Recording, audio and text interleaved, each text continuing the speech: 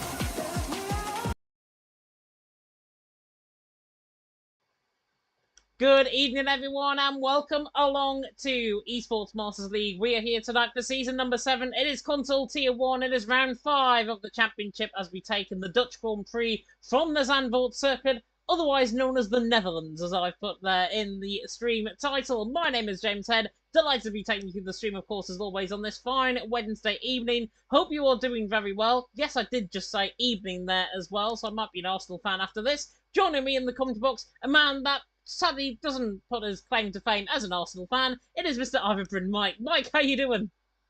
Hi, I'm doing absolutely fantastic, James, and yeah, definitely not an Arsenal fan over here.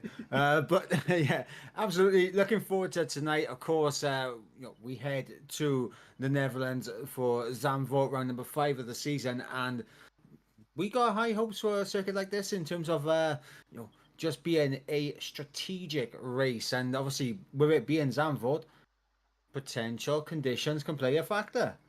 Potential conditions can play a factor indeed. Of course, the North Sea normally brings a lot of rain with it as well. Are we going to see that potentially here tonight in Zandvoort? Who knows coming into tonight? EVE apparently are needing invites, so hopefully those invites are given out by Ryan and the rest of the guys currently in the lobby. And then we'll be good to go, I think, with 2 more missing as well. Both EVE drivers are in, we're just waiting on one more driver to get in the lobby. However, let's have a look first of all at the results. That's a beautiful beautiful picture, by the way, that I picked up of the Saudi Arabian circuit from 2024 and the Grand Prix there in real life.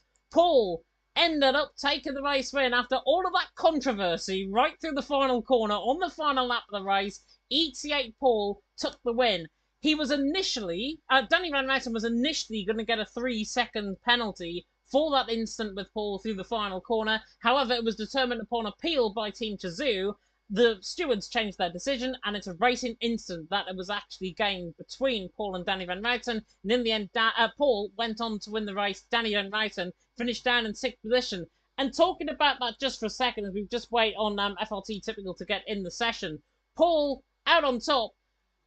ET8 will be absolutely loving life right now from the stewards. Danny Van Meiten and Team Chazoo, probably not. No, obviously, like that incident at the end of the Saudi Arabian Grand Prix last time out, it did get a little bit spicy between the pair of them coming through the final corner, and it did collect. I believe who was it that got collected in it? I think it was Ryan, wasn't it, that got collected in it, and he'll also be feeling a bit aggrieved by that incident. Ryan ended up finishing ahead of Danny Van Mouten there in 5th position. NLR actually had a really good double point score as well. 5th and 7th they were last week, of course, in Jeddah. Can ready up, by the way, in the lobby if you haven't been given that telling by Ryan just yet. But after round 4 of the championship, after the Saudi Arabian Grand Prix, ET8 have a 57-point lead over Team Chazoo coming into tonight. This is a track where Renz Thomason is very good at for the ET8 as well. He's won around here in the past in PSGL, PSF1, so we'll definitely be carrying that form, I think, from earlier on in the season and from last game cycle as well into tonight for ET8. Team Chazoo in second on 130. NLR, as I say, great points haul. They closed the gap on Team Chazoo as a result of that in third on 111.5 points. Yes, 111.5. I repeat that. CPI are in 4th. They were on 85 points. Urpac Racing tonight, however, they've got a 5-point deduction for taking 2 squad changes within an allotted window. So within rounds 1 to 5, CPI take that 5-point deduction. They still end up in 4th position, though, coming into tonight on 80 points. Team Extoria, great result from them, with Namskill finishing 2nd last week in 5th on 72.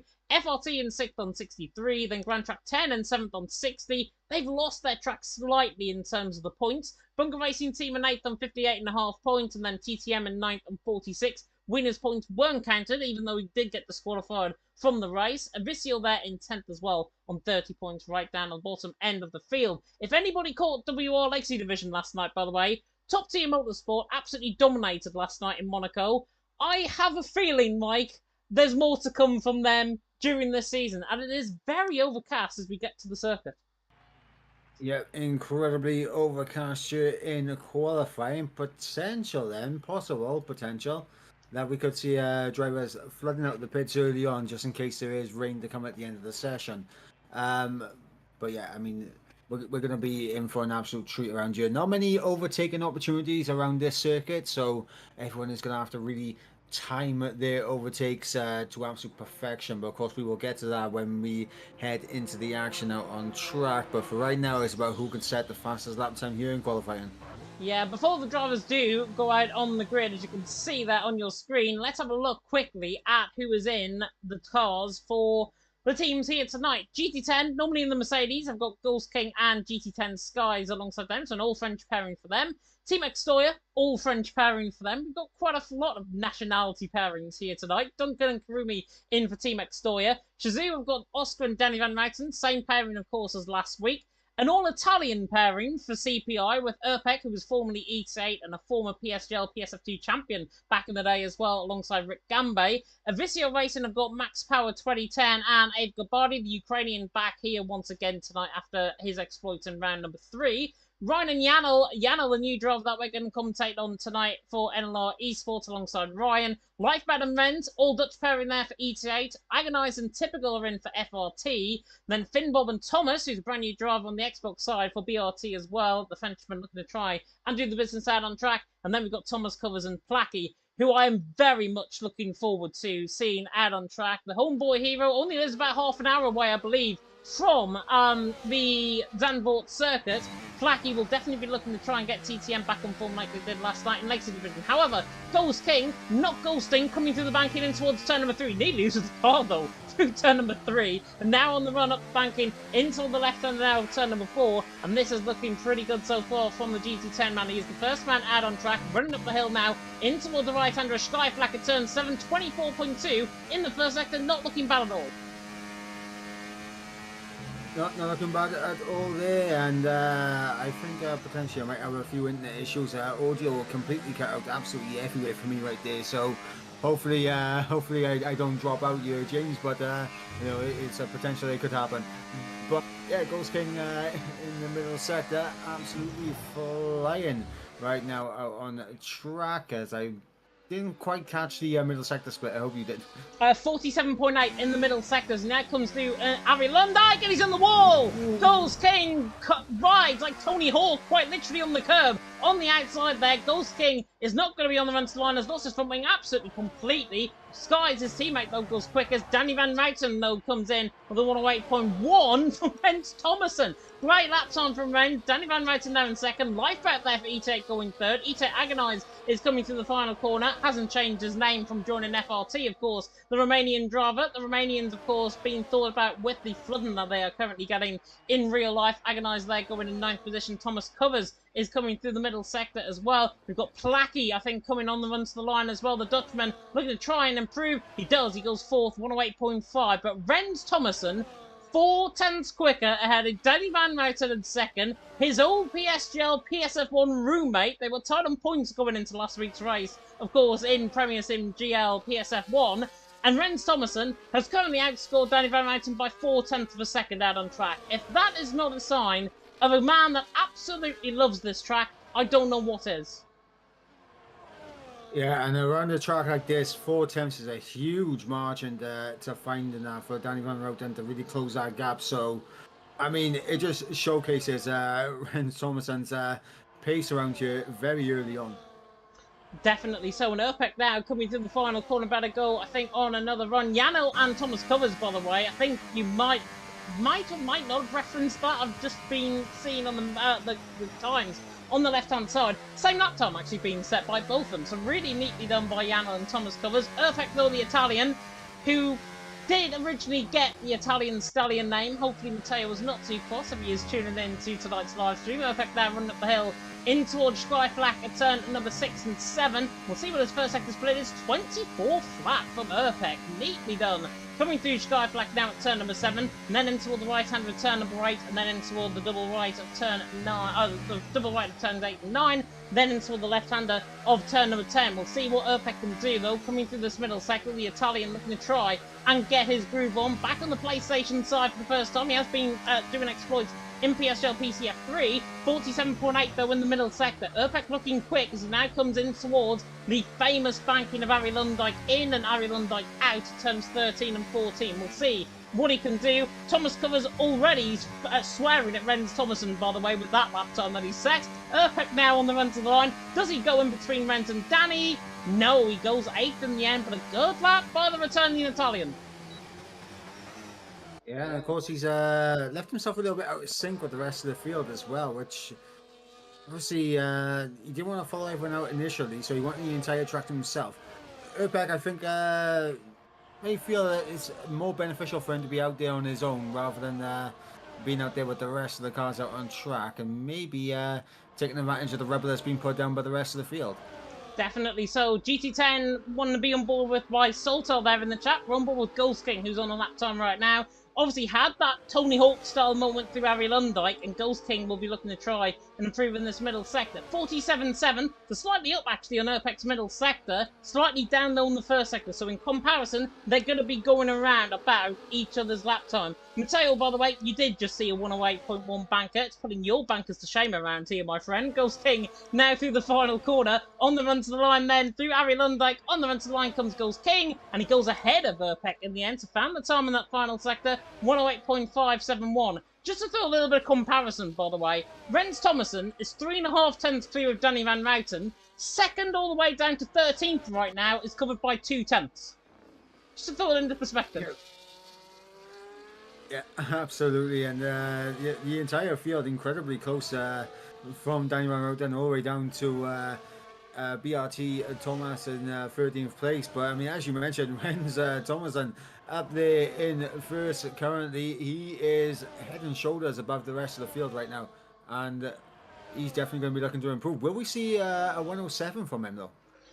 A 107 is pretty much reaching above the levels I think that we normally do around here, to be honest, Mike. But with Rens Thomason, anything is possible. Reiner's looking good, but though in the middle sector, he's up again in this middle sector. 200's up in the first, 500's now up in the middle sector, and now the German, who has hopped over the border here to come to Zandvoort tonight, coming through the right hand of Harry Lundike, boxed now through turns 13 and 14, and Ryan will be looking to try and improve. Maybe find a tenth of a second, I think, through this final sector. On the run to the line, Rens Thomason just rubs it in. Ryan, though, is best of the rest for now. Goes second. Danny Van Routen is back in the pit lane, so he's not going to go at least for another run just yet. Janel, Enelor's Ryan's teammate, they're currently in third position. Janel currently in fifth. He has backed off coming through this middle sector, probably feeling threatened, but I'm on board with him. And improvement there for a lifeboat going up into P2 there, so it's an ET8 front row locker as it currently stands. Lifeboat there getting on the front row with his teammate for the time being. Yeah, Lifeboat, of course, driver that we've commentated on in the past in the EML Academy, and that was on the last game cycle, of course. Lifeboat part of that EML Academy lineup. Thomas Covers, who was formerly a man that was very much threatened about in PSF2 and PSGL, going then to third position, 108.421. Quite a lot of really good lap times being set right now. A man who I was just literally about to say he was about to start his lap. He's actually just finished one. Finn Bob there, going into 15th position. Finn Bob did struggle last night in Monaco and WRLC division, lost his front wing, caused an absolute chaos coming through Raskas on one of the laps, certainly. That was in wet conditions as well, that race. But he's there in 15th. BRT have been up against it right now, I think, in terms of the points. They did get a point score finish last week, a double point score finish once again last week in Jeddah. But Thomas in 14th, out-qualifying Finn Bob in 15th. Finn Bob, we would think, will probably be the quicker of the two. Yeah, I mean, you would think that Finn Bob will have the little nudge on Thomas in terms of pace between the two BRT drivers, but it doesn't matter if you've got the pace on your teammate if you can't hook the lap up together. So it's one thing having the pace, it's another thing actually doing it out on track. Definitely so. Sky's improved, by the way, on his lap time. Duncan, who finished 15th and was in a collision with Wiener through the final corner as well. In Jeddah, he's down at the back end of the field right now on a 109.227. But Rens Thomason out on top. Lifebad in second, Thomas Covers in third. The Dutchies will definitely be happy with this result right now because it is an all-Dutch 1-2-3 right now from the top three. Rick Gambay in fourth, Ryan there in fifth. Placky there in sixth. I would have expected Placky to be a little bit quicker towards Rens Thomason.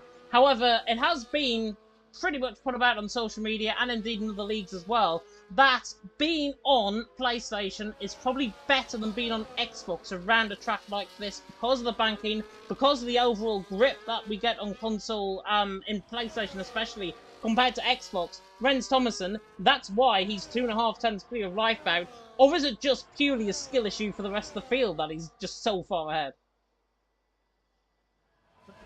Yeah, I wouldn't want to say skill issue because all these drivers have incredible skill, much more skill than both of yourself and myself. That is for sure. But I'm currently on board with BRT Thomas right now, who's about to come through to the end of the first sector split, and he's just over a 10th up, 24.1 for the BRT driver, and it looks pretty cool, calm, and collected from him so far. Definitely so, and Thomas is looking now really good in toward the right-hand of turn number 9, in toward the Marlborough corner, or the Circuit Zandvoort sponsor corner as it now is, through the left-hand of turn number 10, and Thomas, who has won the Xbox Rookies, I think, for BRT in EML, a 10th.5 up in the middle sector, definitely matching Urpek, I think, in that middle sector, matching the likes of Oscar, Ghost King, Abe Gabardi, so he's looking to try and go around about that 108.5, 108.6 mark. We'll see what the Frenchman can do. Can he get most of the performance out of the car? It's allez, all the run to the line for the BRT man. Does he go quicker than Ghost King and Abe Gabardi? He actually fits right in between both of them. Brilliant lap time in the end by BRT Thomas. He gets her into 10th position, but fits into pretty much the most impossible gap I think I've ever seen. Yeah, and he fits into it absolutely perfectly. 4 thousandths of a second behind Gabardi and 4 thousandths of a second ahead of Ghost King. So he's fitted into that absolutely as sweet as you like. It is sweet as you like indeed. Oscar as well, looking to try and rectify from his P3 finish last week in Jeddah. And he has been performing well on PSF1 around here in the past as well. 1,000th up through the first sector. Now coming through Sky Flack at turn number 7, in toward the right-hander at turn number 8. And Oscar's now looking pretty good. He needs to try and improve on this middle sector. Team Chazoo currently up against it. Danny Van Ryten there down in 7th. Rens Thomason stopped the count out in front, 108 flat. Lifebound Thomas covers better going a lap. Ryan just improves actually into 2nd. Oscar, though, was looking good. 9,000ths down in the middle sector, though. Definitely lost time through turn number 10, I think. Now through turns 11 and 12, in towards Ari Lundijk, in and out of turns 13 and 14. We'll see what the Norwegian man can do. Is he going to try and Scandinavian flick it through the banking? No, he doesn't, but he's now on the run to the line from the Shazoo man of Oscar. Does he improve on his lap? He does. He found a lot in that final sector. 10th.5, in fact, and goes ahead of Jano for 8th. I'll tell you what, someone who did do a cheeky little Scandinavian flick through the final couple of corners was Rick Gamba through the final couple of corners. The back end stepping out on him as he clipped the inside curb and into the pits he goes. But I mean, I'm not gonna lie, I was on board with Rens Thomason's lap as he was coming through the final sector. It was looking borderline of just dipping into the 7. So is it possible? Is he going to be able to do it? I'm more here for it if he can.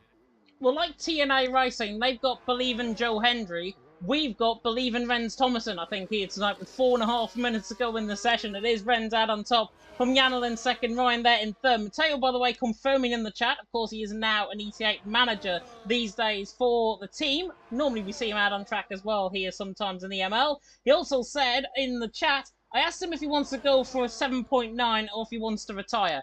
I hope it's the latter. We want to see a 107.9 on this live stream. And if he doesn't deliver it, I'm going to come to the Netherlands myself and I'm going to force it out of him. Yep, as Lifeboat there crosses the line, splitting the NLR pairing, and is now a checkerboard on the front row and 2nd row with ET8, NLR, ET8, NLR. Oh, Epic making a big mistake coming through the middle sector, just catching on board with his first sector. He was looking good right up until the point he just ran wide at turn number 8. And that corner, trust me, I know that from experience. I've spun through that corner before at turn number 8. Got caught literally Tony Hawk style, as we saw earlier on in qualifying from one of the drivers. Urpek has done exactly the same through turn number 8. And it's the way the downforce and the setup really is actually impacted on that curb. And again, he nearly loses it through turn number 12. Urpek definitely not loving life right now with gravel on his tyres as well. But in 8th position, doing a good job right now. But that curb at turn number 8 is so deadly. I'm not surprised that we haven't seen more go off at that point. I mean, I'm not gonna lie, James. I mean, you remember the old nickname I used to have back in the recent days. Good old Ivor Spin Mike. Literally any corner was lethal for me. God knows what they would have been naming me if they saw me spin through turn number 8 around here at Zandvoort. Goodness me. Renz Thomason though out on top, Janel in second, Lifebout there in third. Is Lifebout on a lap time right now? I'm going to pick up. No, he's not. He's in. Yeah, he's into the pit lane. Ghost King is on a lap though. Ghost King is on a lap time. The Frenchman now coming into the left-hander of turn number 10. Thomas Covers asking Renz for grip hacks, by the way, in the Discord. Ghost King, purple middle sector, 47.6, and now he's looking to try and improve once again in this final sector. Remember, he made that mistake on his first lap that we saw him on board with. Is he going to do the same again? Much neatly done. Coming now through the right hand of Barry Lundijk, through turns 13 and 14, on the run toward the line. Should be a 108.4, I think, here from Ghost King. Comes to the line, 108.3. Good improvement by Ghost King. A 10th clearer than what I expected, and goes third position. And that, crucially, Mike, was actually on a second run. So that was interesting, and he's actually spun the car and he's crashed as soon as he's completed his lap. Yeah, obviously not enough time for him to get back into the pits and get back out there, but Ghost King finding the time he needs to get himself up in the P3, and honestly, I'm going to stay on board with Renz Thomason for his entire lap, because I really am hanging on the edge of my seat to see if he can get into the 7s here. Well, I'll go on board with Finbob in the meantime. I'm not sure if he's actually backed off through the first sector. He has indeed. Let's ride on board then. Pressure applied to Renz Thomason. Currently out on top. A 108 flat, currently his personal best. Is he going to set a 107.9? Let's find out together as he now comes through the right hand of Ari Lundijk in towards turn number 14 and on the run towards the line. This is Renz Thomason against the clock. Everyone else at this stage I don't think matters in qualifying. You never know who could spring a surprise though, as Renz coming through turn number 1 at Tarzan. Really neatly done. Clips the curb through turn 2, now in toward the bank in at turn number 3, and this is absolutely hooked up to perfection so far. Has a huge snap of oversteer there midway through the corner. Gonna lose him now time all the way up the hill in towards turn number 7 at Skyflak. Is he gonna be flying through Skyflak though? Oh yes he is. 23.9, what am I on about? Through the first sector, Renz Thomason is absolutely living up to expectations. Coming through the right-hander now of turn number 8, now through the right-hander of turn number 9. This is so far the example lap that you love to see set around here at the circuit de Zandvoort, and now coming through turn number 10. Again, a little bit snap, but still very, very cool. Renz Thomason, middle sector split, 47.4, not currently a 7.9, but he is looking to try and improve nonetheless on this lap time. Now inside the final corner at turns 13 and 14. This is a special lap coming from Renz. Absolutely brilliant. Coming through Ari Lundijk, now tight to the banking, through 13 and 14, on the run to the line. Is this a 107.9? No, he's short. 108 flat again. He can physically not improve anymore. Thomas Covers, by the way, also improved to second. Good lap time from him. Dutchman 1-2 at the minute. Ryan has backed off his lap time through the first corner. I think he invalidated maybe. Ghost King there to the line there down in 7th. Danny Van Ruiten there going into 3rd.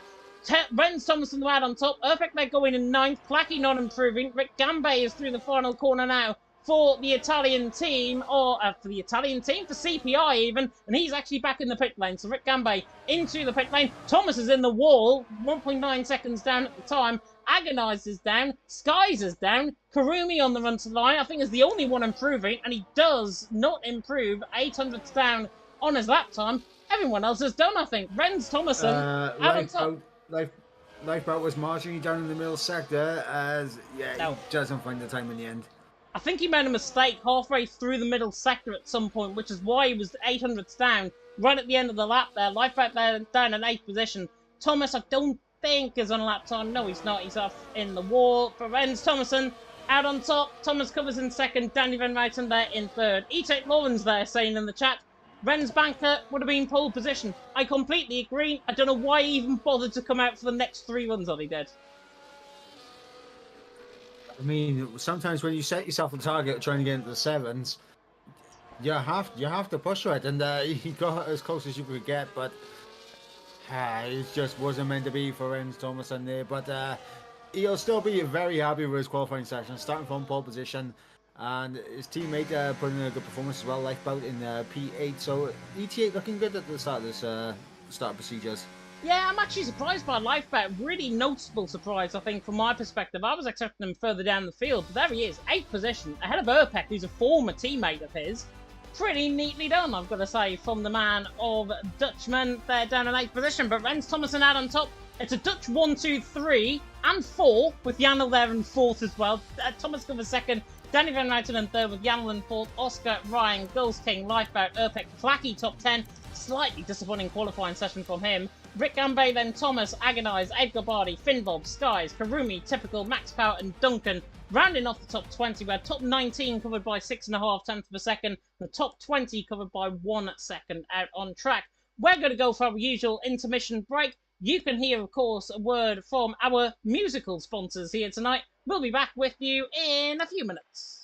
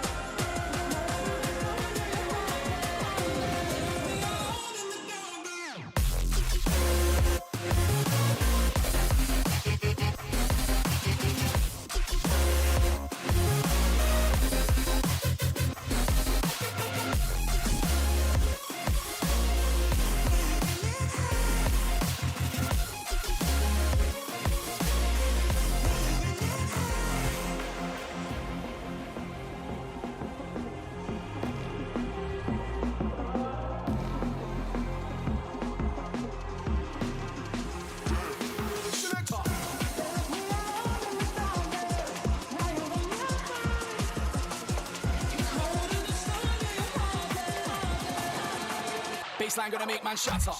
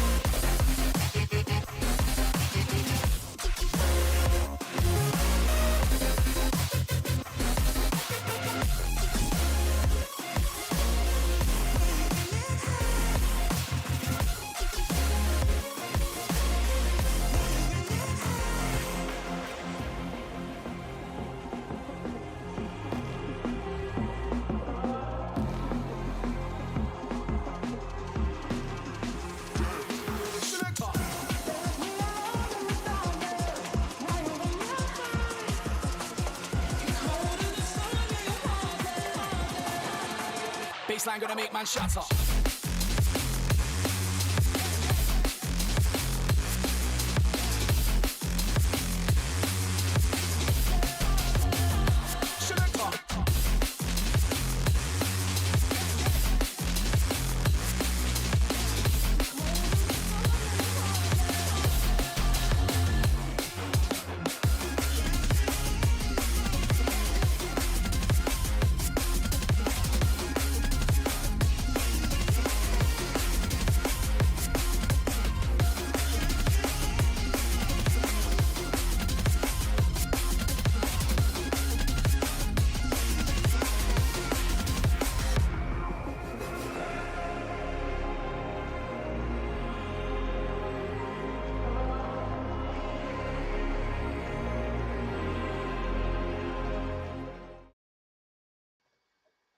Welcome back, everyone, to, I was going to say WR Legacy Division. That's last night. Esports Masters League. This Season 7. It's Console Tier 1. It's round 5 of the Championship. We take in the Dutch Grand Prix here in the Netherlands. Covers mentioned there in the chat. It was a Dutch 1, 2, 3, 4. But it was Rens Thomason with a very special lap. A 107 flat that he set. That topped him in the timing screens.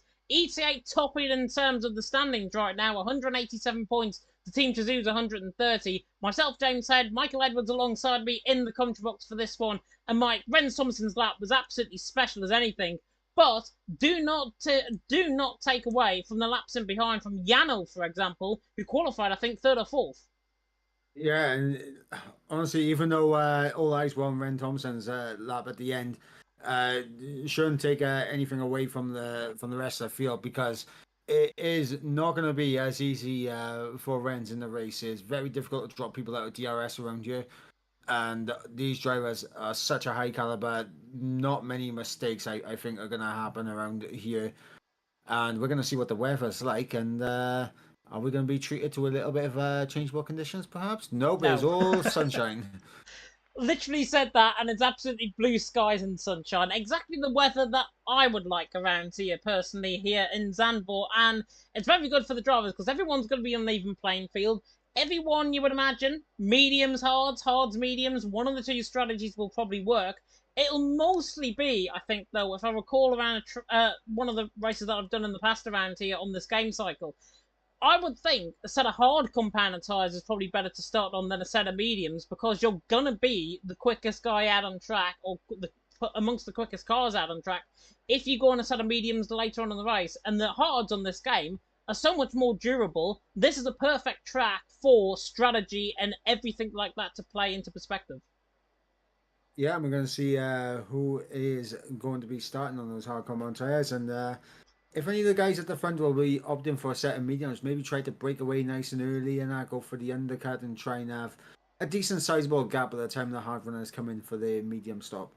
Yeah, it'll be very interesting to see. Indeed, it's going to be a real intriguing race, I think, in terms of strategy. Potentially in terms of carnage as well. We could see a few VSC safety cars potentially out on track as well, which I hope to God we don't, because we don't want to be as busy as we were last week in terms of the stewards. That is for sure here in PSF1.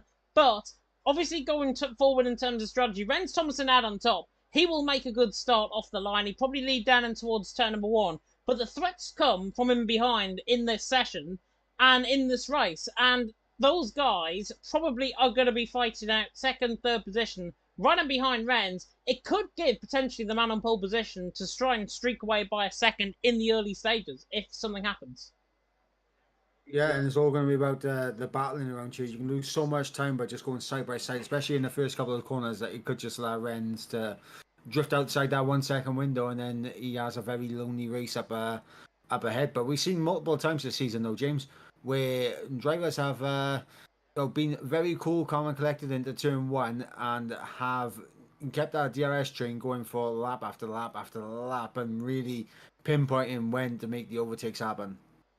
Yeah, and I think there'll be a lot of emphasis as well, or a lot of emphasis even, on the DRS training around here. It's going to be probably throughout the entirety of the race. We could see breaks in amongst the slipstream, potentially halfway down the field. I would expect a split to happen. And if that split does happen, you get a group of about 8 or 9 cars leading the way. But we're about to find out, because the 5 red lights are about to go out here in Zandvoort. Round number 5 of the championship about to begin. And it is Lights out and away we go. Renz Thomason got an absolute electric start off the line. He will lead down in towards turn number 1. Thomas covers, can't cover him off on the inside line in towards turn number 1. And Renz leads through turn 1. Thomas in second. Danny Van Ruiten there in third. Ryan and Oscar side by side. Just in the background of shots, trying to go all the way around the outside of Oscar and Ryan. Good start from him. Up into 5th position on that sort of medium compound tyres. A slight Urpec there and a sort of soft compound tyre there in 7th. Ryan gets a really good switchback though. Running up the hill in towards Sky Flack at turn number 7. Ryan and Urpec do not want to go side by side. It's Ryan that comes out on top of Oscar. In fact, Urpec running behind in all of this. Everyone is clean through in the background. Renz Thomason leading the way. Thomas covers there in second. Danny Van Ruiten there in third. Most drivers indeed going for a set of softs, a set of mediums rather than start the races. There's contact further down. Karumi and Skies, both Frenchmen around for GT10 and EXT. Yeah, I'm very surprised at the variations of tyre strategy to start this race on. As you mentioned, a lot of drivers on the mediums, a fair few on the set of the softs, and just the 4 drivers on the set of hard compound tyres. The variation in strategy early on is going to be very intriguing. So at what point do these soft tyres go off the cliff? Here comes Thomas Covers on the back of Renz Thomason. Immediate overtake for the race lead on. Down in towards turn number 1. Here at Danville at turn number 2. Down on lap 2 in towards turn number 1. Thomas Covers takes the race lead. Not that Renz Thomason will care, to be honest. He can now translate that into just running the EOS back a little bit. 8 millijoules a second, of course, that these drivers now use up compared to the 4 that they were on the previous patch update. That was confirmed on the F1 Game Info on Twitter a little bit earlier on. Rick Gambay there on the back of Lifeboat, not looking too bad. Former teammates, of course, Rick Gambay and Lifeboat, I believe. But most positions gained behind. Akobardi, the Ukrainian, has gained 4. Max Power, the Austrian, has gained 4. So Team Aviccio might be last in the standings coming into tonight, but they made a very bold start, 10th, and also up into 15th position. Karumi is round once again coming through turn 8. Kurumi having a tough time out there for EXT, and as you mentioned there, Aviccio and both of their drivers doing very well off the start. And I'm just looking. I'm thinking that when did the soft tires go off the cliff, James? That's going to be the question. 'Cause normally soft tires very quick, but they're not very durable around a track like this. I'd say before lap 10, personally. Urpec's going to prove me wrong, though, I think, early on, as he now goes for the move on the back of Ryan in towards turn number 1. Yana went very deep there, just in front of him as well, but Urpec now through and into 5th. Ryan there in 6th position. Nice race start, I've got to be honest. Probably one of the cleanest race starts that we've had all season. Did say tonight, very privately, I may add as well, before we came live on the stream, I did say this would be the cleanest race of the season. And so far, over the first 2.5 laps, I'd say definitely so. So I'm very confident about this race so far. However, Karumi and Skies are having a private fight at the back of the field for the 19th and 20th. Just watching that on the minimap, Karumi is through on the back of Skies at their earlier instant. They're the only ones out of the DRS train. Beautiful helicopter cam though, as we ride on board with the man in second, Renz Thomason, down in towards turn number 11 and 12 once again. Thomas Covers leading the way, Renz in second, Danny Van Ruiten there in third. And so far, everything is going according to plan, I think, in terms of strategy and in terms of a big old DRS train. Yep, a big old DRS train going all the way down from Thomas Covers, who is leading the way all the way down to Finbob, down in 18th place. And it's very important for the hard runners to stay in this DRS train, because Renz gets through up into the race leaders. Danny Van Ruiten almost tried to follow Renz through there on the exit of turn 1. He did indeed. He was looking to the inside line on the back of Thomas Covers, maybe feeling that already those softs are beginning to hit the cliff slightly. And they're in second position. Thomas now behind Renz.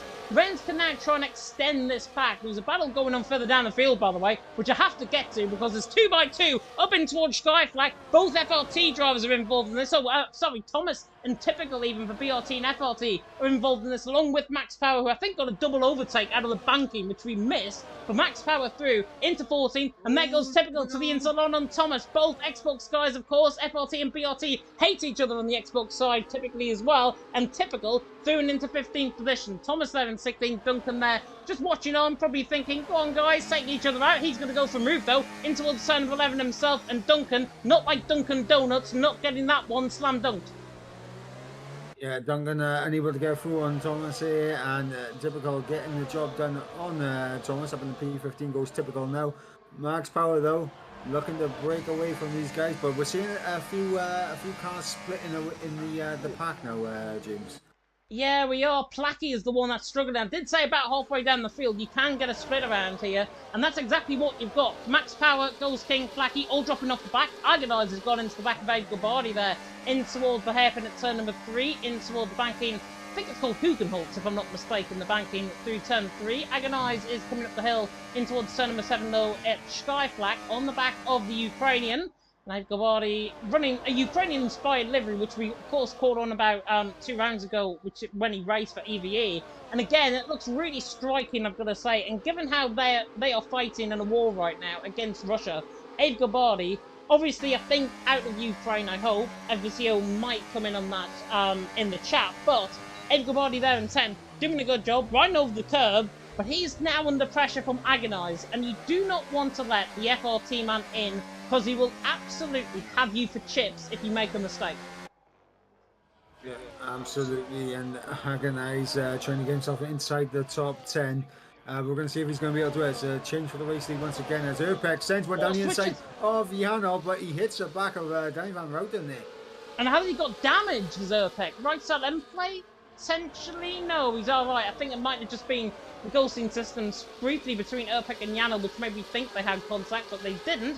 Thomas Covers though leading the way. Renz in second, Danny Van Ryten there in third. Not Ninja there saying in the chat, 3 different tyre strategies are interesting. Definitely interesting in terms of the complexion of this race. Placky is barely hanging on to the back of the likes of Abe Gabardi, Rikambe and Agonize. The set of soft compound tyres though, I'm adamant will go off the cliff before the first 10 laps of the race. However, judging by how this race has been approached early on, I'm imagining they're going to extend through the first third of the race and then put in, what, lap 13, lap 14 maybe? Same as the guys in the set of mediums? I would imagine so, just for the simple fact that they're going to have to extend these softs just a little bit, just to make sure that they can switch on to the set of the hards. And just a little inkling of whether the soft tyres are falling off or not. Blanky has managed to get himself back within DRS range of Agonize, so I think in the corners he has a little bit more grip available to him now as Thomas look. I wasn't convinced he was going to get the move done there, to be honest, but Renz does manage to move in towards turn number 2. He sort of like hesitated slightly. It's the first time I've seen Renz do that, to be honest. He sort of hesitated, tried to go for the move, and in the end, Renz does go for the move, and he's forced into the race lead somewhat. Thomas there in second, Danny Van Ryten there in third. Not looking too bad at all this race so far. Janel on the back of Urpex, Danny Van Ryten riding behind all of this as well. Renz currently leading the way, Thomas Covers in second, Danny Van Ryten there in third position as we are about to embark on our 8th tour of the circuit Zandvoort here tonight. Renz though, pulling away slightly from Thomas Covers, but again, I'd argue the set of softs are not really falling off. I think Placky, because they're battling harder, aggressively ahead of him, Placky there down in 12th position, is just latching on to the back of this train and just trying to hang on for dear life. No, I think the mediums are maybe gaining at about a half a tenth at the moment, and just in some of the corners as Thomas goes, re-overtakes Renz Thomason, and there goes Danny Van Routen around the outside. Has a little luck, but unable to get that position done right there, so he has to settle in for P3. But Danny Van Routen is starting now to pose a few questions to these two in front of him. Yeah, half look there by Danny Van Ryten. Of course, Renz and Danny were tied on points going into last week in PSL, PSF1. I recall, and Danny Van Ryten definitely looking on the back of Renz Thomason. Both of them are looking to try and get the move done. Janel is looking very quick now on the back of Urpex, nearly flown out of the slipstream there. Now looks to the inside line in towards turn number 9. Doesn't get the move done though for now. Agonize and Aid Gabardi are side by side. Aid Gabardi dropping down the field. Not sure if he got caught up on the outside curb there. Maybe with Agonize to the inside line of him. But now Placky finds the move to the inside line. Gets Fernie's into 11th. Aid Gabardi there in 12th position in the early stages still of this Grand Prix. About a quarter's distance. Thomas Covers leads the way. Renz Thomason in second. Danny Van Ryten in third. I'm not going to hold that top 3, to be honest, right now, because I think Renz is going to now retake the back of Thomas Covers for the race lead. Watch out, here comes the Dutchman to the inside line. Does he go for half out of the attempt? No, full attempt this time. Thomas Covers doesn't care, he just backs up the throttle. Bit of contact between him and Danny, but Renz is back into the race lead. Yeah, Danny Van Routen seemed like he was hoping that the door would be just a little bit left open there, but yeah, the door was completely shut there by Thomas Covers, and good defensive work from him to not lose 2 spots for the price of 1, as Irpek is right in behind, ready to take advantage of this. There's Yano all over the back of him in the battle for P4 here. Are these set of soft compound tyres beginning to go off, I think, from Irpek? He's definitely pushing those softs quite hard. Yanel almost looks like he's right on the coattails of the back of Irpek. But what Yanel's got to remember is his teammate's right behind him. Oscar, who finished ahead of his teammate last week in Jeddah, is behind him as well. So Yanel has got to think about whether Team Game and Ryan is quicker, or whether Yanel is quicker at this stage and he can try and get Irpek on his own accord. At the moment, I'd argue right now, as it stands, Yanel's just beginning to lose a bit of time on the back of Irpek, and Ryan is close enough to try and retake the move for 5th position. But you never know what can happen within this race right now, as Thomas Covers now retakes the race lead on Renz. Oh, near contact through turn number 1 by Thomas Covers. Not sure if there was a slight snap of oversteer midway through the corner there by the man on the set of softs, but Thomas Covers now retakes the race lead. Renz in 2nd, Danny Van Ruiten in 3rd. They've just got to be careful though how they approach their braking zone slightly, because that was just tentatively Thomas Covers a little bit too much through the middle part of that curve.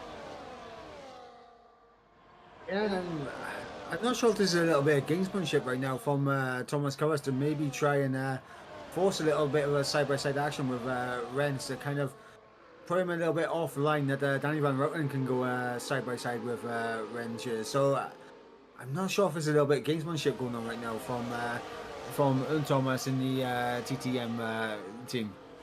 Yeah, I think maybe potentially out on track. I know TTM obviously had Flopman dominate last night in Legacy Division, and how we would love to see the scenes of that once again here tonight in EML. But Thomas Covers is under pressure now from the back of Renz.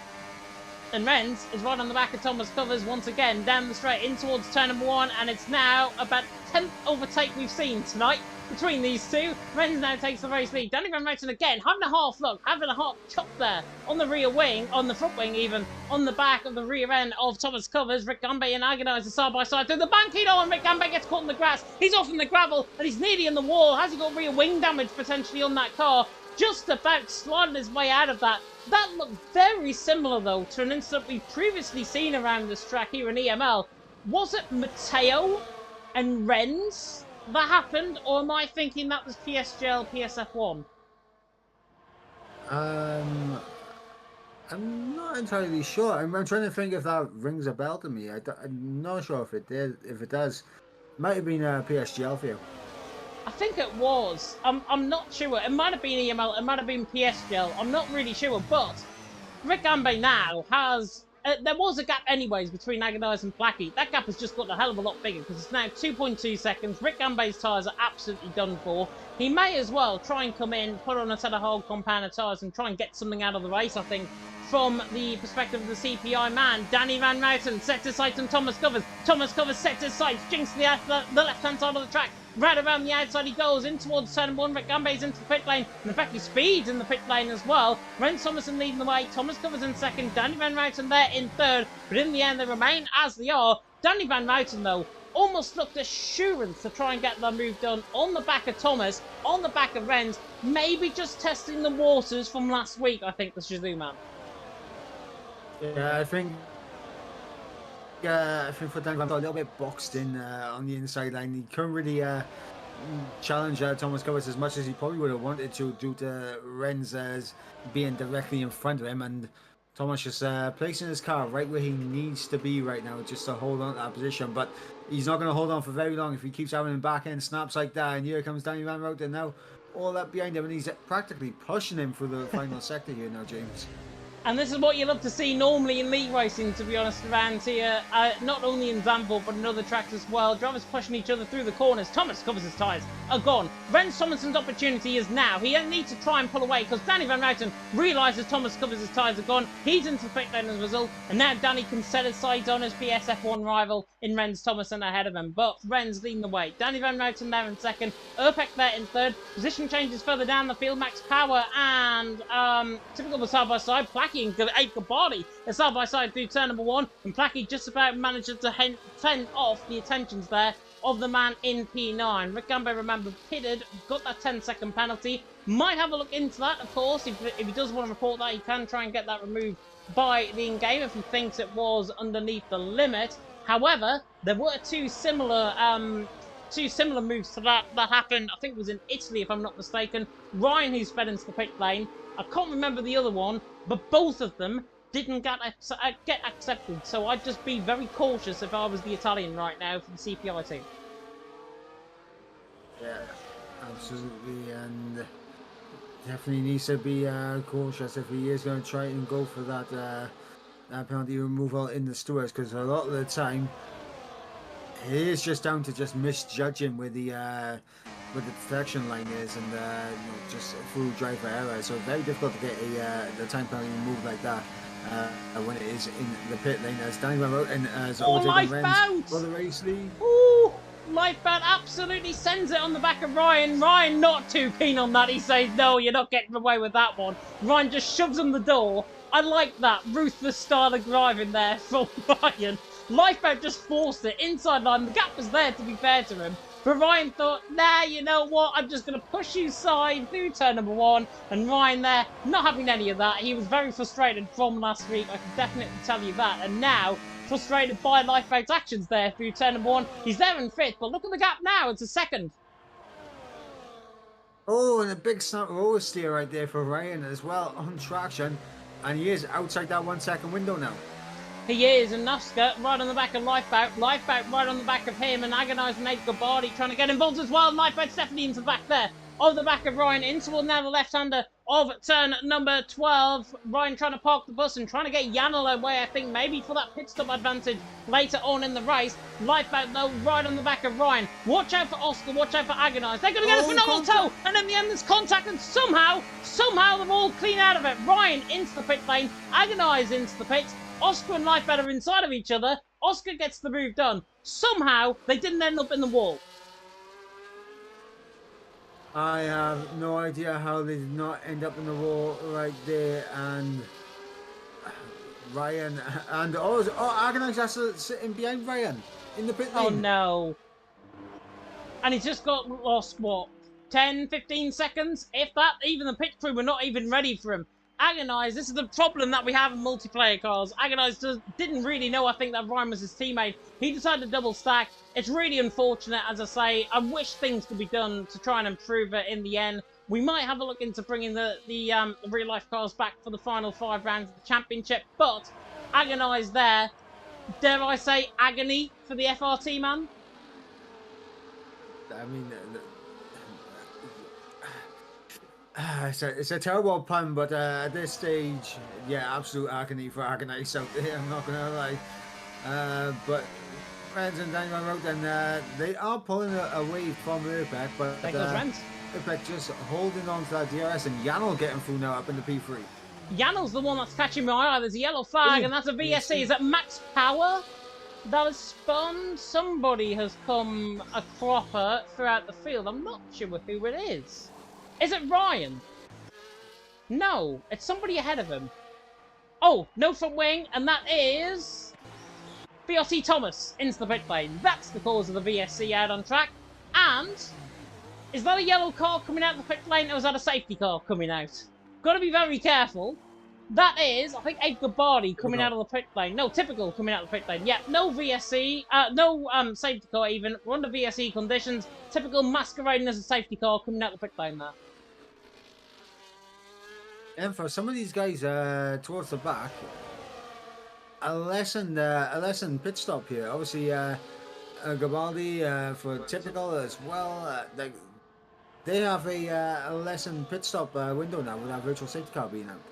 They have, and if the VSC comes in as well, this is going to really have a knock-on effect for the front runners, because Renz, Danny Van Ruijten, and Janel Urbeck, they'll be allowed to come into the pit lane, but if the VSC ends halfway when they're down the pit lane, they are absolutely done for, and in fact, it ends now, coming through the final corner, and they're all going to try and embark into the pit lane. Urbeck is in, certain soft compound tire is not lasting him, Oscar gets moved on a Lifeboat in the background, Danny Van Ruijten for the race lead as well. But for me, that has not really benefited the front three whatsoever. Not coming in the pit lane then, the VSC ending when it did, through the final corner, we've got the man of Urpec and Thomas Covers, Thomas Covers is ahead of Urpec coming out the pit lane. Thomas Covers ahead by around about 3 or 4 seconds, I think, coming out the pit lane. In fact, on the back of Rick, Gabardi, Urpec, that battle. They potentially, Mike, judging by the pit loss around here, they could potentially be in the net lead of the race if they still continue on these set of mediums. Potentially, and we're going to see what's going to happen in terms of that gap, and we're going to see if the virtual safety car has helped them out as much as we think. I'm looking at this right now, and I'm thinking, obviously, some of the soft runners have only just come into the pit in the past lap or two. On the top, the guys that yet to make a pit stop on the set of mediums, are they thinking potentially about going on a set of softs? Yeah, and I'll tell you when they'll probably come into the pit lane as well. They might come in, I was going to say they're coming in the pit lane now, but Renz Thomason is going to go for the race lead on the back of Danny Van Mouten to the inside line, in towards turn 1. The PSF1 rival goes side by side once again, and Renz Thomason comes out on top of this one, down in towards turn 1 at Tarzan, and he is now looking like a Barbary ape, getting that move done. Renz into the lead, Danny Van Mouten in second, Janel there in third. That was a monkey joke, by the way, don't take it literally. Renz leading the way, Danny in second, Janel there in third, but in the end, Renz now leading the way at the halfway stage of this race. Everyone, though, Max Power continuing on that set of softs, gives me confidence that the guys who are on a set of mediums right now, that's the top 6 plus Ghost King plus Max Power. Max Power obviously on that set of softs, ignore him. Everyone else will be on a set of soft compound tyres. I think you're going to see pit stops from about lap 21, 22, and then they get to the end on 14 laps with the softs. And I think as well, with the fuel load being much lessened on the final stint, they might be able to get an extra lap out of those soft tyres before they really fall off as well. So it's definitely going to be interesting. The soft tyres are definitely going to wear out by the end, but these guys know strategy better than the pair of us, James. So who are we to question them? As Danny Van Mouten gets through again on Renz. Jan a little bit too far back, and it is synchronized overtakes there for Team Shazoo as Oscar gets through on Lifeboat. Yeah, nice move by Oscar. Doing his into fourth position. Lifeboat there hanging on now to the back of the Norwegian there in fifth. Flacky still continuing on that set of medium compound tyres as well. Technically, this is fascinating. This is why we put this track in the calendar, as Urpec is doing 8, Gabardi, Rick Gambay all fighting out for maybe even a net second position at this stage of the race as well. But this is exactly the sole reason why we put Netherlands, as voted by you guys at home, in the track vote, in the Discord. This is why we put it in. Basically because there's a lot of strategy, there are a lot of battles up and down the field. So far, it is making us look like very, very smug fools, the admins right now, who decided to put this track in. Danny Renz, Janel, top 3, Dutch 1, 2, 3 at this stage. All we need now, dare I say it, is a safety car, and then everything is right in the world. I don't think we need a safety car. I think this race is only going to spice up and spice up as we go deeper into it. As leaders begin at lap number 20 of 36. As Renz down the nice. Inside, Ren's able to hold on. Yep, Ren's able to hold on. Danny Van Mouten in second, trying to get the move done in the end. Janel there in third. Gap to the leader, by the way, between Thomas Covers and Renz Thomason. 11.5 seconds. That is not enough for a pit stop around here, of course. Pit stop lost, I think it's about 19 seconds, if I'm not mistaken. So these guys decide to pit in. Matteo, I'm immediately looking at you there in the chat, because you're engineering them, I think, here tonight. Renz Thomason, right now, what would you do, mate? Would you decide to pit in and come within a gap between Rick Gambay and Skies and then get on the back of the train? Or would you hold it out for a few more laps and then go on a set of soft compound tyre and then feel the threat, potentially, of those guys further down the field, like a typical Duncan, Finn Bob, later on in the race? Well, I think what they'll be looking at as well is the fact that Skies is yet to pit as well. So he's on 19 lap old hard compound tyres also. So I think they're more looking at the typical Skies at this moment in the race. Oh, Janel into the back of Danny Van Mouten and settles the car, and it's now 3 wide coming through Tarzan at turn number 1, and that was an honest mistake there by the NLR man. The Dutchman's collide here in Zandvoort early on, but only on lap 21. We would have expected this on lap 36, to be honest. Rens Thomason leading the way. Danny Van Ruiten there in second. Janel there in third. But Janel, first honest mistake there from the NLR man. And I think it's the first race he's made all race. Yeah, you know, there was a small mistake, and not ideal for him. Hopefully he hasn't picked up any wing damage. Doesn't visually look like it to my eye. I don't know if you're able to see anything, James? Not quite. What was that again? Yana with wing damage. I was checking to see if he got a bit of wing damage. Wing damage, if it is, it's very minute, but the way he's approaching these corners makes me think he hasn't got any front wing damage whatsoever. As I say, just an honest lockup, I think. There is a yellow flag, and that is Edgar Bardi round for EVE. Coming to the left-hander at turn number 10. No front wing damage on the car, so Edgar Bardi is free to continue on, and he is in now. That gap between Rick Gambe and Skies. And Janel realises, I think, the spin further down the field. He's right at the top of the pit lane. Suddersoft compound tyre is going to go on the car. Janel now has got to hope that he gets behind Rick Gambe and ahead of Edgar Bardi coming out of the pit lane.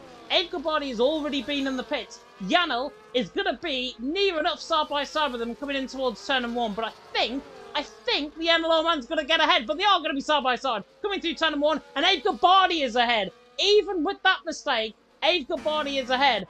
I think still perfect scenario for Janel because he can use those tyres to good effect, and maybe even up in towards Sky Flack at turn number 7. And you know what? Edgar Bardi's not even going to fight this. The easiest move you'll see all night. Janel through, and he's into 9th position. Edgar Bardi there in 10th. Through turn number 7 we go, and Janel like taking candy from a Ukrainian baby. Yeah, and a lot of clear air now for Janel to push into, and Rens Thomason and Danny Van Ruiten are going to be looking at where Janel has come out in terms of the pit stop phase, and of course, I believe the engineers will be letting them know. Interesting. Rens is in before Danny. I would have expected Danny to pit in the same time as Rens, unless they're sharing the same pit box, which is what I was going through my head there. They could be sharing the same pit box, and if they are, Rens Thomason halfway down the pit lane, or really right down at the end of the pit lane, is he going to get ahead of Janel and Edgar Bardi? They're on the left-hand side of your screen. Oh, and he spins! Coming in towards the exit of the pit lane. Edgar Bardi Janel around the outside of Edgar Bardi in the meantime. Just about fends him off. But Rens Thomason nearly lost that in the wall coming out of the pit lane. He just powered it coming off the pit entry on the pit limiter even, and now he's side by side with the Ukrainian run up the hill, and the Ukrainian says, you know what, I'm not taking any of that. You're going to stay in behind, Sonny Jim. Rens Thomason right on the back of Edgar Bardi. He's got the tyres. Has he got, though, the patience off the back of the Ukrainian? I mean... oh, and there we go. Easy. He's just going to send it. Job done for Rens Thomason. I was about to say, I don't know, I think Edgar Bardi is just going to absolutely give him the cold shoulder and into every single corner, but immediately, as I was about to say something, Rens Thomason just says, yeah, thank you, I'll just take P7 off you. Cheers, mate. And that slight lock-up from Edgar Bardi gives a chance for this man here, Danny Van Ruiten, to get in the pit lane and get ahead of these guys, potentially. He's right down at the end of the pit box once again.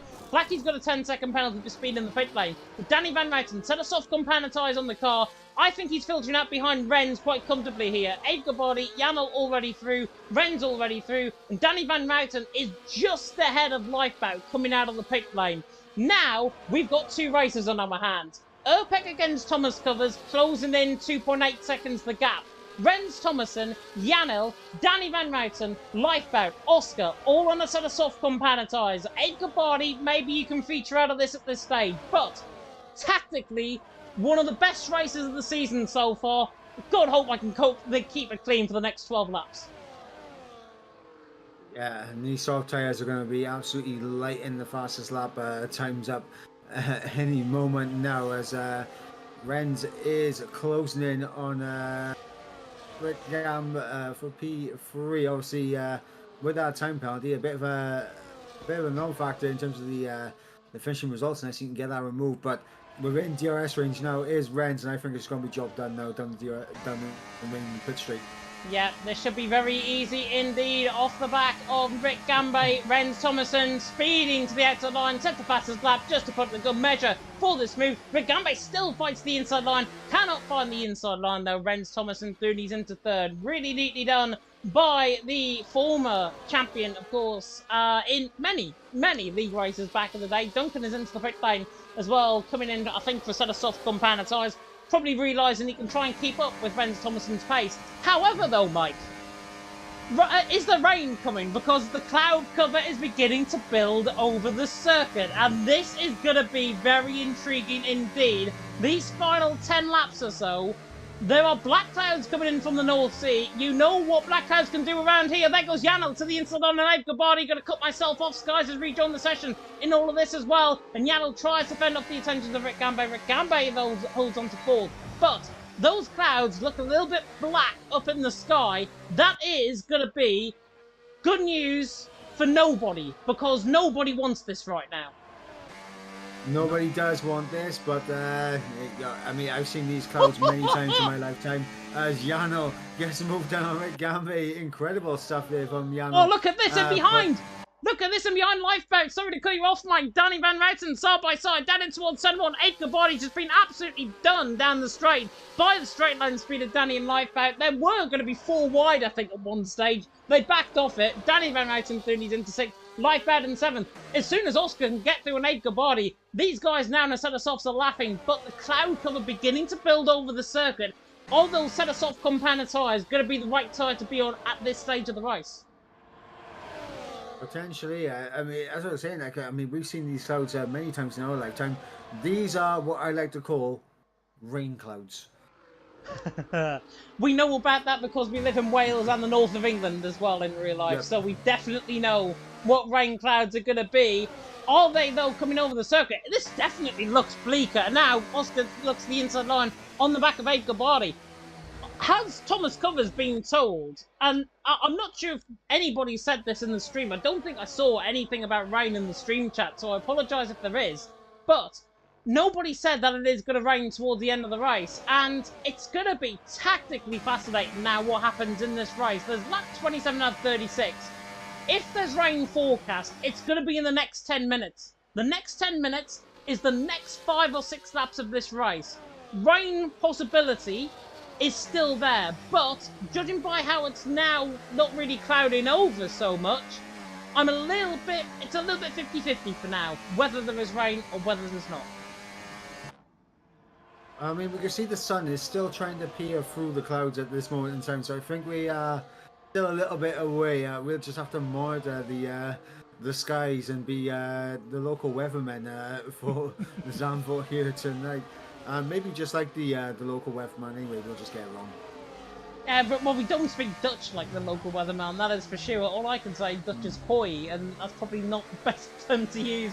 With the weather potentially reaching the circuit very soon indeed. Thomas Covers though leading the way. Herbeck there in... Erpek in second. I did say Herbeck there, I think. Renz Thomason on the back there in third. And that Renz absolutely breezes on by his former teammate. Job done for Renz Thomason. Dooney's into second. Skies is retired, I think. That is coming through. In fact, I think he's retired out on track. So, Skies has retired out on track, I believe. The yellow flags are there. His AI car is now pulling off the circuit, I think, through the banking at turn 2 and 3 at Hugenholtz. Finn, Bob and Typical are side by side. This is looking like a tasty battle. Through turn 1, Ghost King involved as well. Ghost King getting 2. Ghost King to the inside line. In towards turn number 3. Oh, force him off on the gravel. And he has to rejoin circuit. Finn, Bob loses his front wing. As a result, and now Placky, Typical, all involved in this as well. This is absolutely kicked off from nowhere. Ghost King, Hand of Rage. Placky has got an illegal overtake, I think, on Typical. Has to let him back through. Has to let Karumi back through as well. Finn Bob, you've got to feel sorry for. Lost a 10-second penalty for ignoring a yellow flag. Ghost King, Typical, Ryan,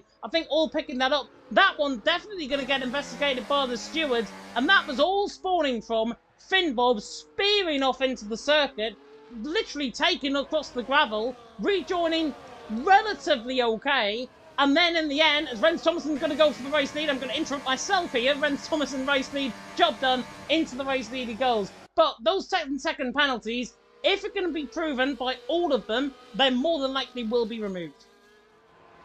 Yeah, I think obviously 2x2 going through turn 2 right there just did not work for Finn Bobby. Was squeeze onto the curb and on the inside, and then just hop back onto the track.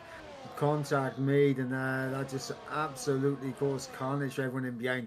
And I think Blackie had to give the position back to Finn Bob. So Ooh, that's how Thomas far back he covers! had to drop back. Thomas covers in trouble. Oh, Apex nearly sideways as well in the background. Turn number 8, catching Thomas covers out. He's just lost 8 tenths of a second throughout that first set, throughout the middle sector there, and Urpek now is over the back of him like a hot rash, and he's on 4 lap pressure mediums towards the end of the race. This is going to be absolutely fascinating. Renz leads the way. Thomas covers in second, Urpek there in third. Apart from that spearing off that we saw with Finn Bob and Ghost King side by side through turn number 2, this race has been relatively clean and relatively enjoyable. Yep, and the clouds are still there. Let's not ignore the clouds. The clouds are still here. It's still very overcast here in Zandvoort. It is still very overcast in Zandvoort indeed. Nordic Ninja's grandma, by the way, coming in clutch to wake him up.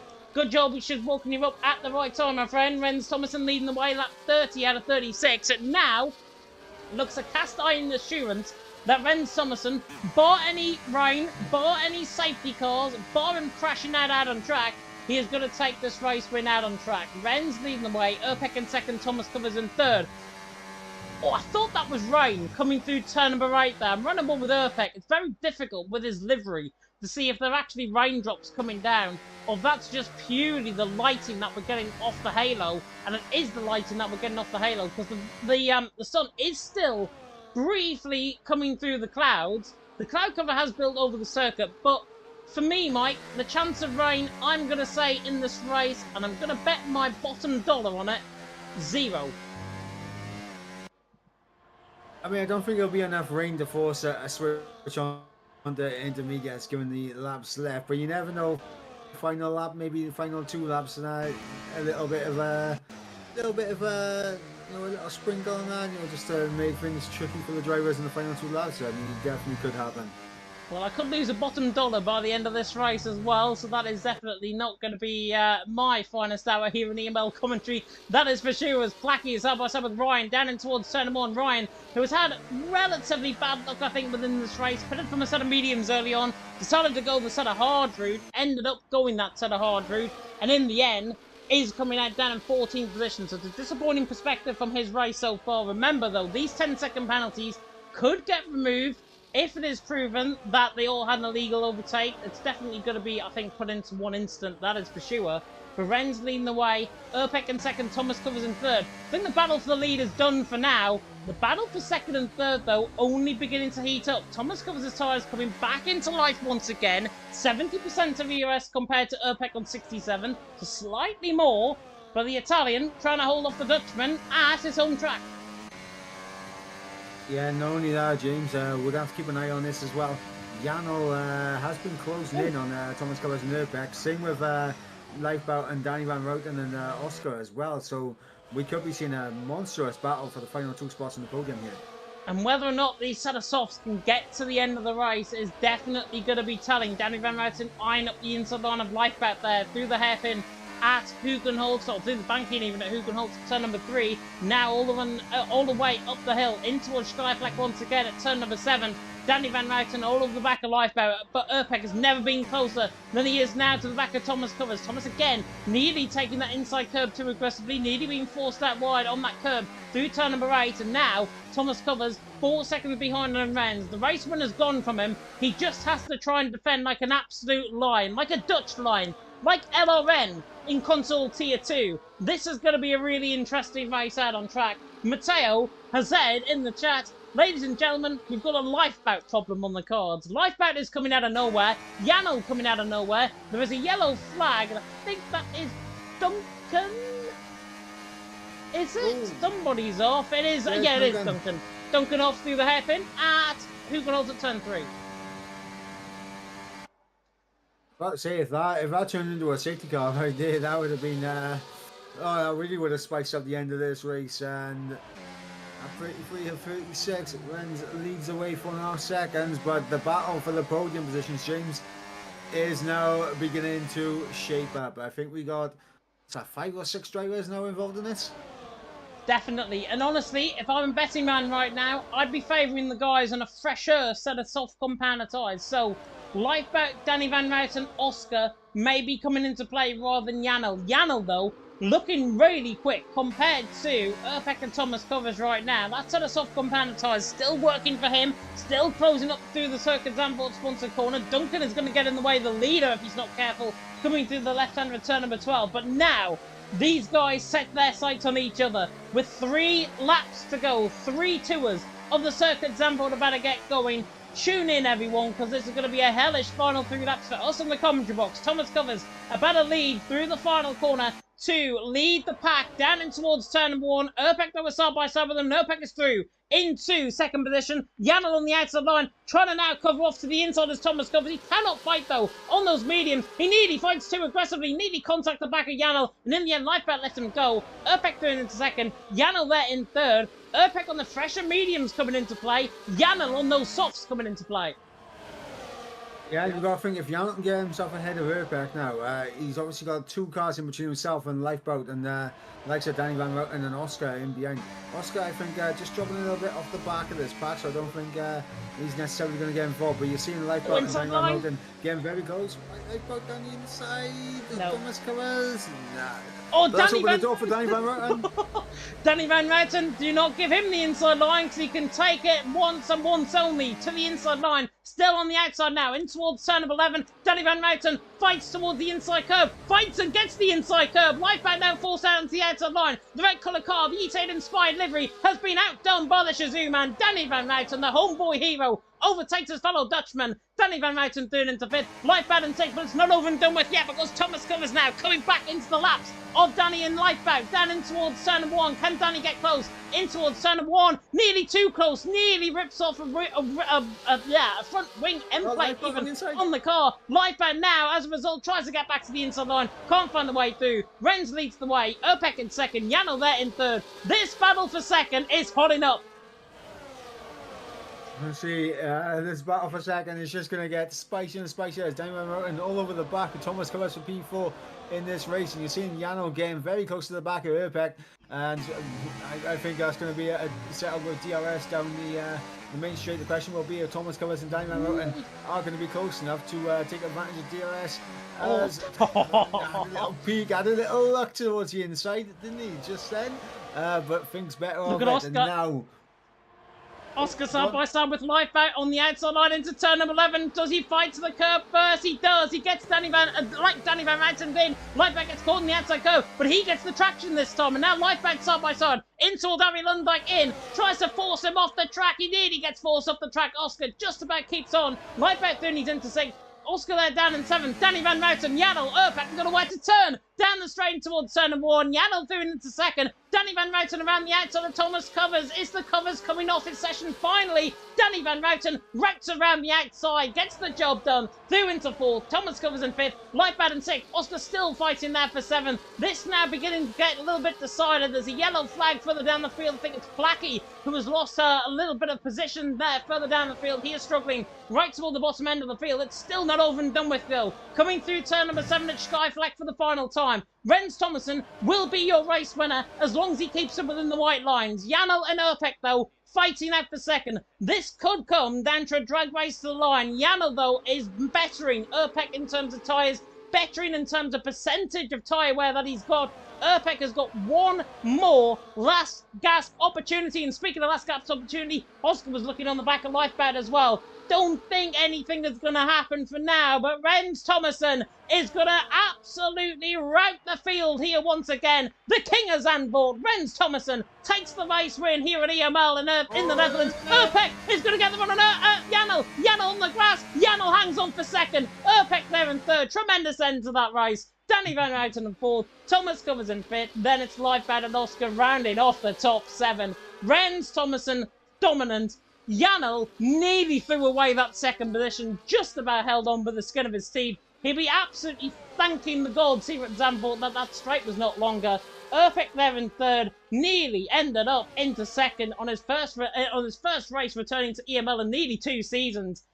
Renz Thomason, though, out on top. ET8 ET8 first and sixth, exactly what they would have wanted in the championship because they outscore Shazoo once again. Yep, and that all came down to the pit stop window with Renz pitting that lap earlier before Danny ran out, and he was the man that came into the pits first and was able to get his way through the field as quickly as possible to obviously put him in the position where he could get into first in the race and pull the gap in the end. In the end, what did we make of that race overall, guys, in the chat? Let me know what you thought of Zandvoort. Let me know what you thought of that race. Apart from that spearing across track that we had from Finbob and the likes earlier on, and yes, there were a few aggressive fights here and there. Didn't really capture what happened halfway down the field, but for me, dare I say it, race of the season. Potentially. I think we still got a few races to go in the season where they could throw a fantastic race. So I think we'll sit back on this one, but it's definitely a contender, I think. I'm going to skip now the podium celebrations there from Renz Thomas, and you saw him lifting the trophy there briefly to run you through the full grid order from PSGL from EML console Tier 1. Goodness me, it's been a long week. Renz Thomason takes the race win. Fastest lap of the race as well. Full amount of points possible for the man in P1. Yano there in P2. Absolutely underdog performance there from him. Urpek on his return in EML here in third. Danny Van Ruiten in fourth with Thomas Covers fifth. Lifeback sixth. Oscar seventh. Abe Gabardi in eighth. Good performance from the EVE team. Max Power in ninth. Rick Gambe in the top 10. Then Karumi, Ghost King, Ryan, Typical, Finbob, Agonized, Thomas. Blackie also finishing down in 18th. Duncan retiring with 4 laps to go. And then Skies retiring early on in the race, right down at the back end of the field. Thank God we've got a break week after this, Mike, because I couldn't cope another week of this. Yeah, absolutely. As the break week couldn't have come sooner for us, mate. I'm not going to lie. All the action we've seen in the first half of the season, I am very excited to see what's going to happen in the second half. Absolute action-packed, and hopefully not going to be too busy, I'm sure, within the stewards room. Those 10-second penalties will definitely get reviewed, as will penalties for speed in the pit lane. All of that jazz as well, like we normally go through here with the stewards. But the final 5 races of the season will be as follows. From October the 2nd, so 2 weeks' time. Remember, we're not here next week. Neither is Console Tier 2 as well. We have the Spanish Grand Prix. If you thought DRS trains were a thing around here at Zandvoort, we could see completely something different. Akin to E-Series on Friday at Silverstone. Speaking of Silverstone, that's round 7 of the championship, which is going to be very intriguing. Our home race here, of course, in EML. Then it's Belgium, round number 8. Qatar, round number 9. And then on my girlfriend's birthday, round number 10, Brazil. Final race of the season. Spain in 2 weeks' time, Mike. Rain in Spain normally falls mainly on the plane, but whether or not we get rain is a different thing. Yep, we'll have to wait and see. Of course, Spain can throw a few changeable conditions, but generally it is going to be all about tyre wear around Spain. And yeah, it's going to be interesting to see who's going to come out on top there. We'll be back in a fortnight's time for that one, though. We will be back in a fortnight's time for that one as well, which means you'll get no coverage from us here on League Racing TV until then. We're going to end off the stream right now because I am absolutely sweating with this streaming setup that I've got. My laptop is overheating.